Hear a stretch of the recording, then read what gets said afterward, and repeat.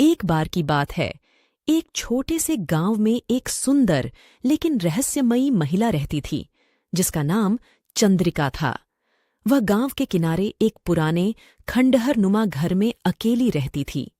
गांव के लोग उसे चुड़ैल मानते थे, क्योंकि वह कभी गांव में यह अफवाह फैल गई थी कि चंद्रिका एक चुड़ैल है जो रात को गांव के लोगों को परेशान करती है। कई लोग कहते थे कि उन्होंने उसे रात में कब्रिस्तान के पास देखा है। बच्चों को डराने के लिए माता पिता उसकी कहानियां। एक दिन गांव के कुछ युवकों ने तय किया कि वे चंद्रिका की सच्चाई का पता लगाएंगे। वे रात को उसके घर के पास जाकर छिप गए।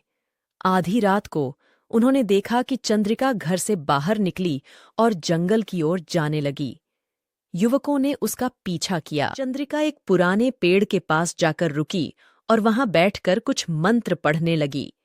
युवकों ने यह देखकर सोचा कि वह सचमुच चुड़ैल है और तुरंत भागने लगे।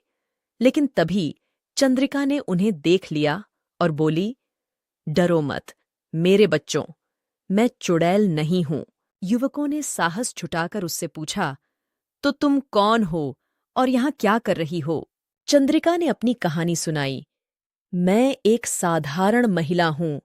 मेरा परिवार सालों पहले एक दुर्घटना में मारा गया था। तब से मैं अकेली हूं और इस गांव में शांति से रहने आई हूं। मैं रात को यहां इसलिए आती हूं क्योंकि यह जगह मुझे मेरे परिवार की याद दिलाती है।